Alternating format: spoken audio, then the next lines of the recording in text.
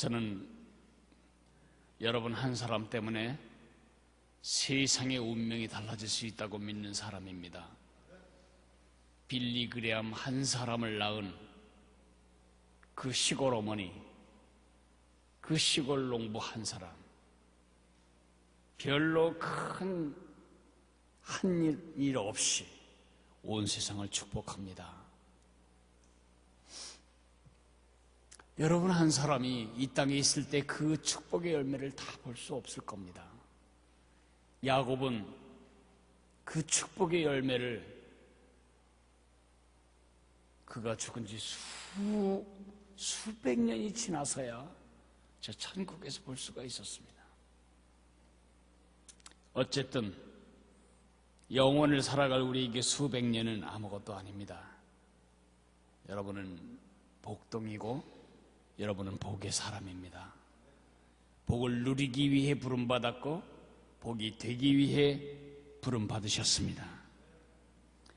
그러나 복을 누리고 복이 되기 위해서는 복에 대한 열정이 있어야 합니다. 에서는 하나님이 가치가 없었습니다. 에서에게 하나님은 있어도 되고 없어도 되는 별 볼 일 없는 존재였습니다. 이런 사람을 하나님이 쓰시지 않습니다. 사기성이 농후하고 못됐고 경쟁적이고 공격적이고 에서와는 인격적으로 차원이 다르게 저질인 야곱이 하나님의 축복의 통로로 쓰였다는 것이 참 희한한 일입니다. 이 열정, 예수님에 대한 열정.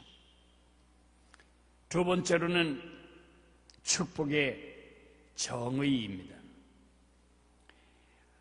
축복이란 하나님이 주시는 그 무언가 물질적이고 손으로 만져지는 감각적인 것이 아닙니다. 세상 사람들은 축복은 전부 돈이라고 생각합니다. 돈으로 만져지는 건강이고 돈으로 만져지는 유복함이 복이라고 생각합니다. 그 복으로 여러분과 나를 정의하면 우린 비참한 사람들입니다. 우린 복을 못 받은 사람입니다. 겨우 먹고 살다 죽은 것이 무슨 복이에요? 되지도 염려하지 않는 삶을 살아가면서 그걸 복받았다, 복이 없다 그렇게 정의하는 것은 자존심 상하는 일입니다. 야곱의 잘못된 복의 정의. 야곱은 하나님이 주시는 것은 사모했지만 하나님을 사모하지는 않았습니다. 하나님을 힘입어 살기를 원했지만 하나님을 위해 살 생각은 없었습니다. 베델에서 그는 복이 무엇인지를 압니다. 내가 너와 함께한다. 임마누엘, 내가 너와 함께한다. 하나님이 나와 함께 사시는 것이 복입니다. 하나님이 나와 함께 계시면 광야의 그 루스 광야 그 허허벌판도 하나님이 집이 됩니다. 예수님이 함께 계시면 그 가시닥스러운 상사가 있는 그 직장도 하나님의 집이 됩니다. 예수님이 함께 계시면 지금 죽을 것 같은 지옥 같은 이 현실도 하나님의 집이 됩니다. 신약에서는 그 말을 영생이란 두 글자로 개념으로 아주 양약 졸여놓듯이 졸여놓습니다. 영생.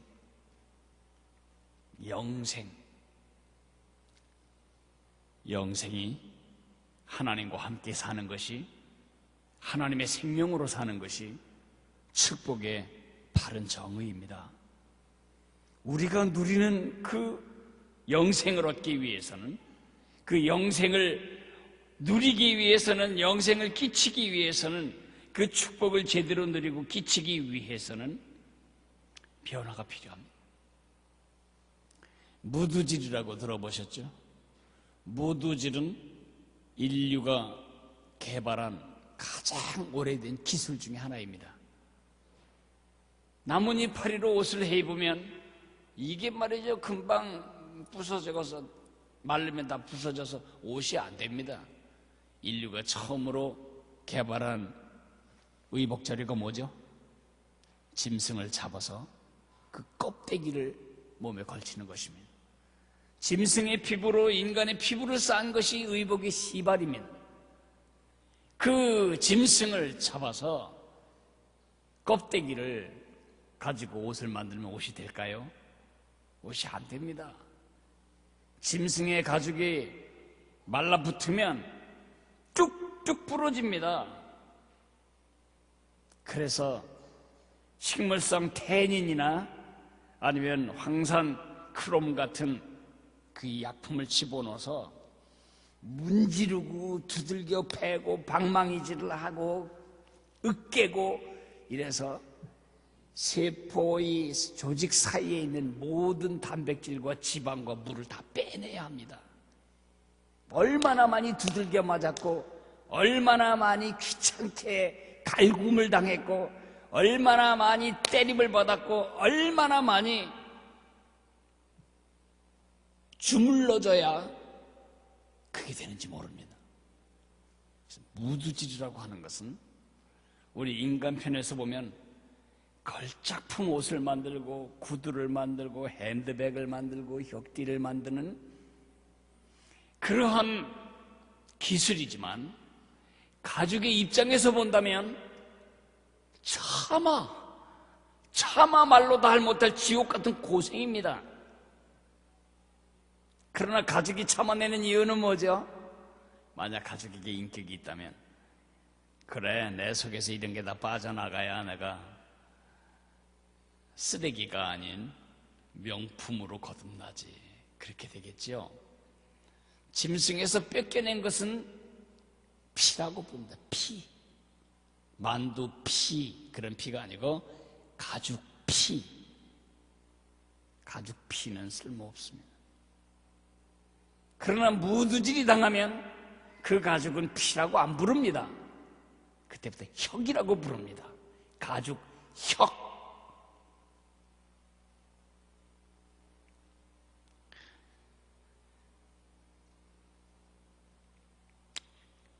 무두질 과정을 통과하지 않고 그렇게 부드럽고 가치 있는 가죽 원단이 될 수는 없을까요?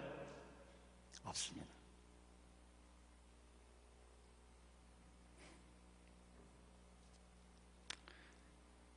연단 없이는 우리가 하나님의 축복을 누리지도 끼치지도 못합니다.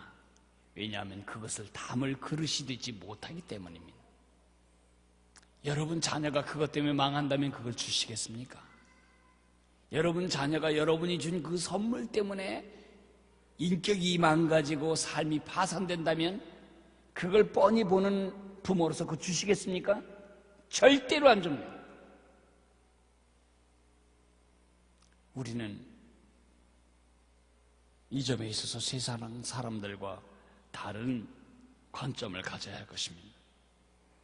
야곱의 삶이 그랬습니다. 베델에서 하나님을 만난 다음에 그는 이제 하란에 갑니다. 하란에 가서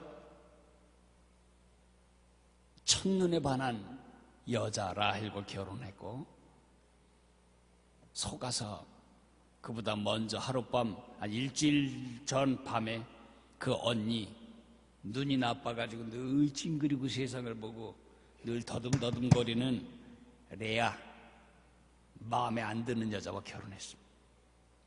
그렇지만 어쨌든 아내 둘, 그 아내들이 또 데려온 첩 둘, 그래서 여자 넷과 그들이 경쟁적으로 낳은 아들 12과 딸 하나, 그리고 하란에서 그는 아주 부자가 되었습니다. 작대기 하나 들고 요단강을 건넜는데 아주 큰 부자가 되었습니다. 그래서 야곱의 이야기는 이렇게 끝날까요? 그래서 야곱은 예쁜 아내와 더불어 토끼 같은 자식들과 더불어 건강하고 복된 인생을 살고 거기다 돈까지 많은 부자로 살다가 행복하게 죽었었더라. 그게 야곱의 이야기면 하나님의 축복은 필요 없는 것입니다. 축복받지 않아도 그렇게 사는 사람 되게 많아요. 창세기 36장쯤 가면 에서의 후손들은 축복을 받지 않는데도 다 족장이고 왕족입니다. 축복받은 야곱은 뭐 하냐? 양궁댕이 쫓아다니는 에서의 후손과는 비교하면 거지입니다. 아무것도 아닙니다.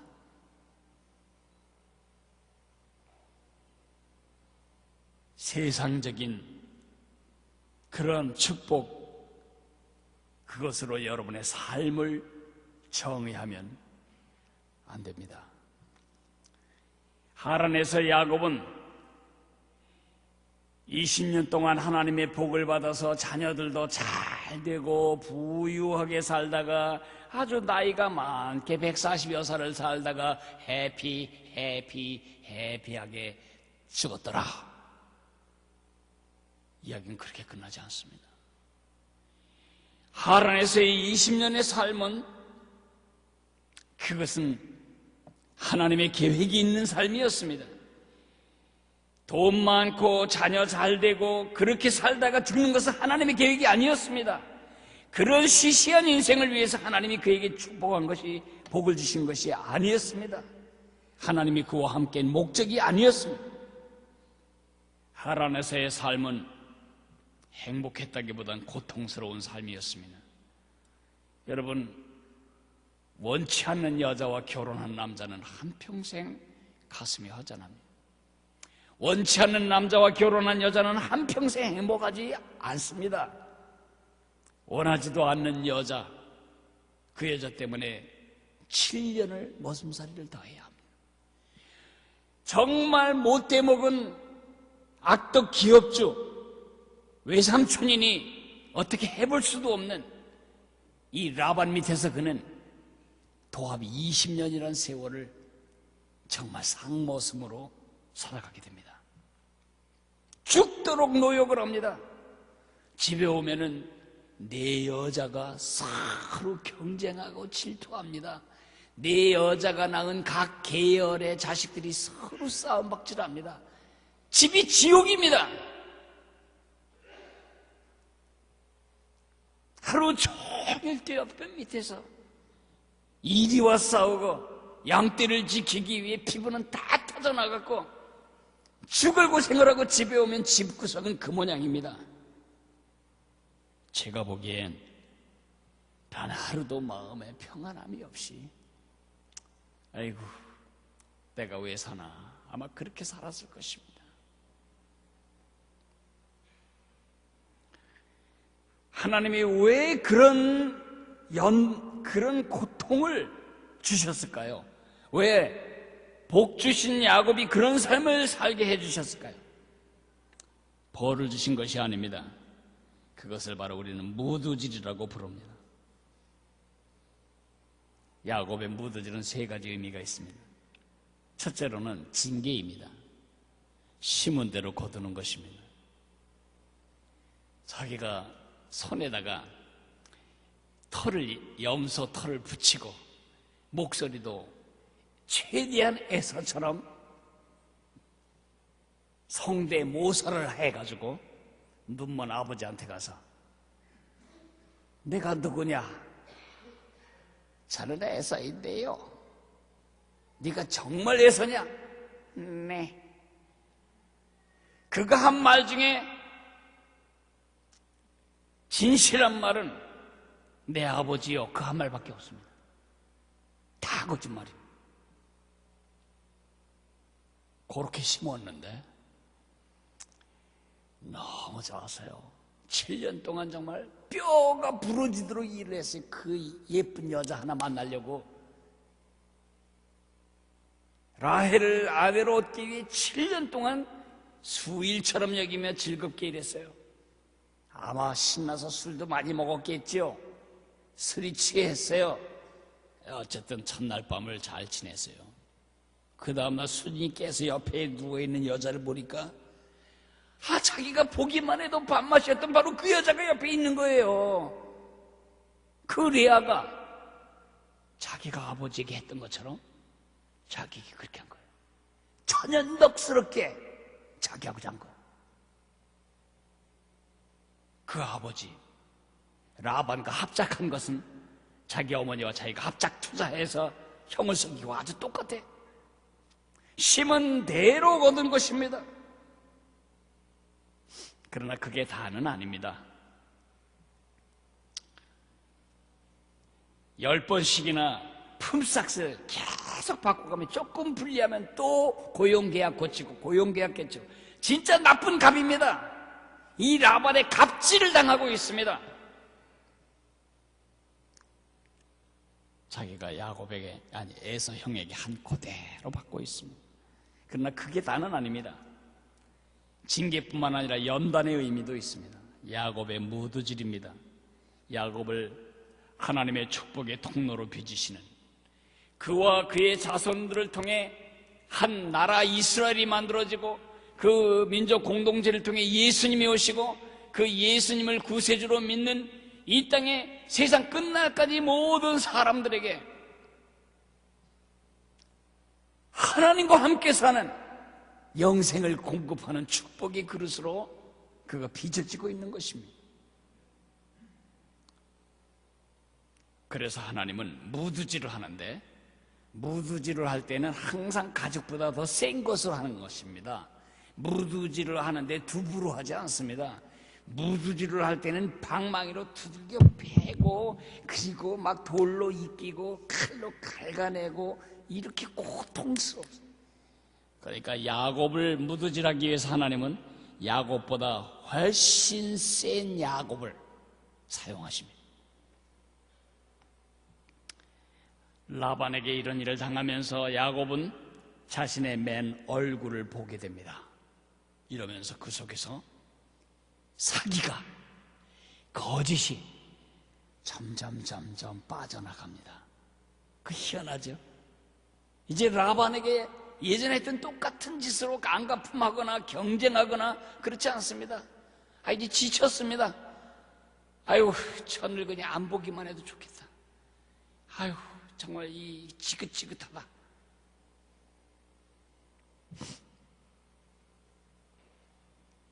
여러분, 도라지를 보면 기쁩니다.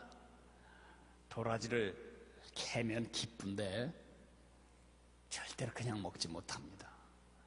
도라지를 캐다가 껍데기를 깝니다. 물속에서 우려야 합니다. 울구어야 합니다. 그래서 이 도라지 속에 있는 그 태닌 성분, 아주 알키한 혀 꼬이는 그 성분이 다 빠져나가야 도라지 무침을 할 수 있는 것입니다. 20년 하나님은 야곱 속에서 야곱을 빼내고 계셨습니다. 이제 이스라엘이 되어가고 있습니다. 징계뿐만 아니라 연단일뿐만 아니라 마지막, 이것은 축복이었습니다. 하나님께로 그를 이끄는 방편이었습니다. 오늘 이야기 28장 끝에서부터 31장까지는 두 개의 이야기가 새끼 꼬듯이 이렇게 꼬여갑니다. 하나는 야곱의 연단, 또 하나는 하나님의 은혜. 내가 원한 건 아니었지만 마음에 안 드는 여자 만났습니다. 또 자기가 사랑하는 여자 만났습니다. 이 사랑하는 여자는 껍데기는 예쁜데 속은 아주 별 볼 일이 없습니다. 그래서 언니를 이겨먹으려고 자기 몸종을 갖다가 붙입니다. 언니도 그에 흥분되어가지고 자기 몸종을 갖다 붙입니다. 그래서 할 수 없이 네 여자가 된 것입니다. 비극이죠. 형제 여러분, 한 여자하고 살고도 얼마나 버겁습니까? 여기서 또 경쟁적으로 자식을 낳습니다. 다 인간적으로 보면 한 가지도 마음에 드는 일이 없습니다. 그러나 하나님은 그 여자들의 경쟁을 통해 시셈까지도 사용하셔서 이스라엘의 12 주춧돌을 놓고 계십니다. 한 민족의 12개의 주춧돌을 그런 과정을 사용하셔서라도 놓으실 수 있는 하나님의 은혜. 돈은 어떻게 벌었죠? 사실 야곱은 아주 불리한 갑을 관계에서 아주 불리한 을이었습니다. 외삼촌이 어떻게 공짜로 일하겠냐? 뭘 주면 될까? 세경을 얼마 주면 될까? 그러자 야곱이 말합니다. 아롱지고 이렇게 얼룩달룩한 양은 제가 갖겠습니다. 단색, 흰색, 검은색은 다 삼촌 겁니다. 좋지. 확률로 보면은 2, 3%도 안 되는 걸 요구한단 말이에요. 10%에서 20%는 줘야 되는데 사인했어요. 야곱은 그때부터 튼실한 양이 교미할 때만 되면 버드나무, 신풍나무 이런 살구나무 파란 가지 1년생 가지를 잘라다가 그 껍데기를 깠어요. 껍데기가 하얗고 이파리는 파랗죠. 아마 자기 생각에 태교를 한 것 같아. 이 교미할 때 파랗고 하얗고 파랗고 알록달록한 걸 보면은 아마 알록달록한 게 나올 거다. 그래서 별 볼 일 없는 연약한 녀석이 교미할 때는 그거 안 걸고 아주 힘센 녀석들이 교미할 때만 그걸 놓고 그 앞에서 교미하게 했어요. 그랬더니 계속 그런 것이 나오는 겁니다. 이게 뭐예요? 과학이에요? 미신이에요? 과학도 아니고 미신도 아니에요. 야곱은 이렇게 생각했겠죠. 요게 말이지 비법이에요, 요것이. 아닙니다. 하나님의 은혜가 비밀입니다. 하나님이 은혜가 비밀이었다는 걸 그건 나중에 알게 됩니다. 오늘 우리가 읽은 본문에 하나님이 외삼촌의 양을 내게 빼앗아 주셨습니다. 하나님이 하신 겁니다. 그가 20년 동안 이런 편치 않은 삶을 살아가면서 하나님은 그의 개안 수술을 하십니다. 눈이 열리기 시작하는 것입니다. 처음에 아무것도 안 보이던 소경이 뭐가 희끄무리한 게 보이기 시작하더니 조금 더 초점은 정확하게 아직 안 맞지만은 보이기 시작하는 겁니다. 그래서 지금까지 20년 동안 20년이 지나오는 동안 하나님이라는 말을 사용하지 않아요. 야곱의 입에 하나님이라는 말이 딱 한 번 나와요.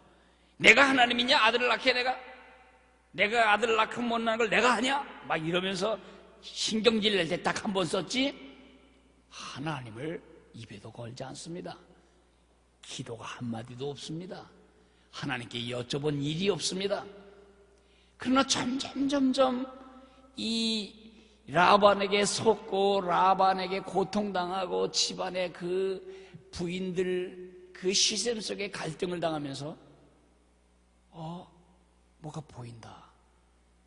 그래서 오늘 우리가 읽은 20년 후반이 되는 31장에 보면 12번이나 하나님이란 말이 사용됩니다. 지금까지 딱 한 번 썼어요. 20년 만에 20년 동안. 뿐만 아닙니다. 이제는 사기극을 벌이지 않습니다. 이제는 무언가를 움켜쥐겠다고 그런 짓을 하지 않습니다. 점점 야곱 속에서 야곱이 빠져나가고 하나님이 들어차는 것을 볼 수 있습니다. 그게 바로 축복입니다. 야곱의 축복은 아들 12를 낳은 것도 아니고 알록달록한 양떼의 숫자가 많아진 것이 아닙니다. 야곱의 축복은 그 하나님을 함께 하시는 하나님을 보는 눈이 열려가는 것이었습니다. 이제 야곱 얘기하지 말고 이제 여러분 얘기하겠습니다. 우리 얘기하겠습니다. 고통스러우시죠? 지금 고난 중에 있습니까? 지금 일이 자꾸 꼬이고 풀려지질 않습니까? 되는 일마다 마음에 고통입니까? 시련을 당하고 있습니까? 여러분 지금 아무 밑도 끝도 없는 고생하고 있는 거 아닙니다. 지금 무두질 당하고 계신 것입니다. 여러분 중에는 아마 아니요 나 가죽 혁 안 돼도 되니까 가죽 피를 내비두세요. 나 이대로 살다 죽고 싶어요. 여러분은 여러분을 포기하겠지만 여러분을 붙드신 하나님은 여러분 절대 포기하지 않으십니다. 무두질할 때 가죽만 힘든 거 아닙니다. 가죽만 지금 죽을 고생하는 게 아닙니다.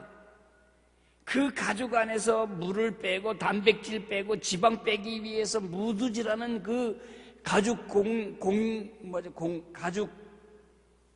업자, 가죽 업자는 얼마나 죽을 고생을 해야 됩니까? 두들겨 패니 팔은 아프고 문질러 대니 손가락은 관절염이 걸리고 그 더러운 냄새를 다 맡아야 되니 코는 썩고 우리 하나님이 지금 나보다 더 고통당하십니다. 여러분보다 더 속 썩고 계십니다.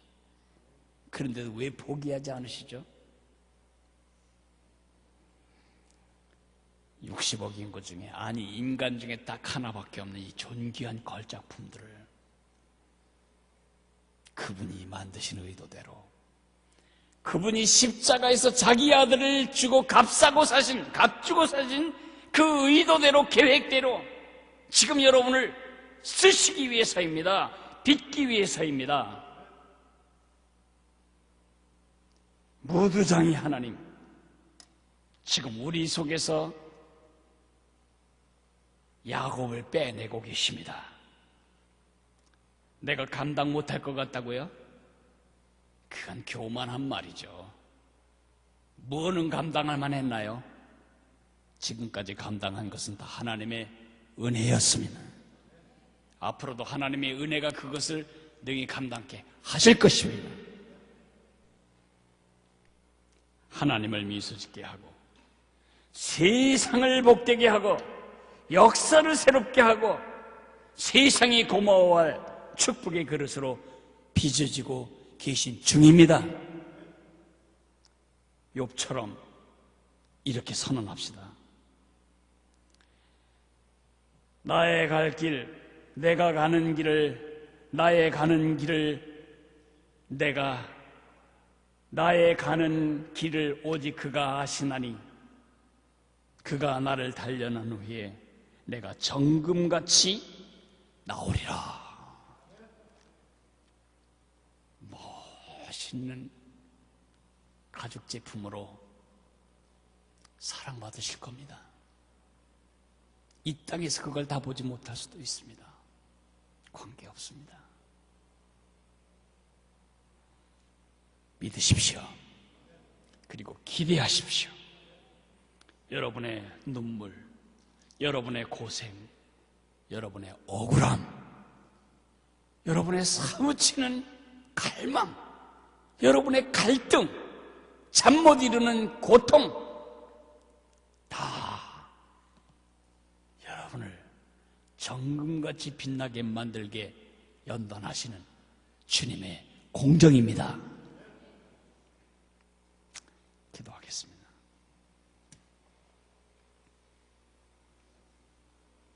사랑하시는 주님, 우리 삶에 의미 없는 고난은 없습니다. 예수님이 값주고 사신 우리 삶에 우연히 일어나는 일이란 단 하나도 없습니다. 모든 것이 하나님의 계획이고 모든 것 안에는 하나님의 작업이 들어가 있습니다. 우리를 무두질하시는 하나님, 우리를 무두질해서 하나님의 축복을 누리고 축복을 끼치기를 원하는 그릇으로 빚어가시는 하나님, 우리가 하나님을 기대합니다. 우리를 사용해 주실 것을 믿습니다. 우리가 정금같이 단련되어 나올 것을 믿습니다. 이 어려움 속에서 절망하지 말게 도와주옵소서. 이 슬픔 가운데 주저앉지 않게 도와주옵소서. 가족 피로 남겠다고 회피하지 않게 도와주옵소서. 나의 가는 길을 그가 아시나니 그가 나를 단련하신 후에는 내가 정금같이 나오리라. 그런 믿음으로 견뎠던 욥처럼 우리의 고난을 오늘도 감내하며 즐거움의 기대로 이 무드지를 감당할 수 있도록 은혜를 베풀어 주옵소서. 오늘도 하나님께 감사하며 예물을 드린 손길들이 있습니다. 강도사가 된 것을 감사하며 김문일 강도사님, 기도의 장소로 불러주신 것을 감사하며 헌금을 드린 임도한 환정금 가정, 그리고 무명으로 주 앞에 드린 이 가족들을 주께서 기억해 주시고 야곱을 존귀케 하신 그 기가 막힌 장인의 손으로 이들의 가정과 이들의 영혼과 이들의 삶을 빚어가시기를 원하며 우리들의 삶을 그렇게 빚어가시기를 간절히 빌고 원합니다. 우리가 이제 개인 기도 시간에 우리 자신의 고난과 하나님의 손을 동시에 바라볼 수 있으며 그것을 통해 고난의 의미를 새롭게 인식하고 축복의 그릇으로 빚어지는 거룩한 비전과 환상을 얻게 되도록 도와주옵소서. 주 예수 그리스도의 은혜와 우리 아버지 하나님의 사랑과 성령의 교통하심이 현재의 고통스러운 무두질이 끝날 때엔 내가 정금 같은 멋진 주님의 축복의 그릇으로 빚어질 것을 기대하며 오늘의 어려움들을 묵묵한 인내로 감당해 나가기를 원하는 우리 온 가족들 위해 영원토록 함께 계시기를 간절히 축원하옵나이다. 아멘.